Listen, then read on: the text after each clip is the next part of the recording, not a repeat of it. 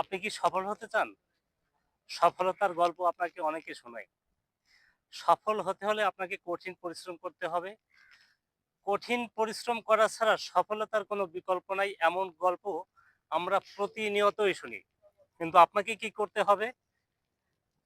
কঠিন পরিশ্রমের সাথে, সাথে আপনাকে সময়টাকে কাজে লাগাতে হবে এবং আপনার মেধাকে কাজে লাগাতে হবে। সঠিক সময়ে সঠিক কাজটা যদি সঠিক জায়গায় করতে পারেন, তাহলেই আপনার সফলতা আসবে। আর যদি আপনি মনে করেন যে শুধুমাত্র কঠিন পরিশ্রমই সফলতা এনে দিতে পারে, সেটা আপনি ভুল ভেবেছেন অবশ্যই।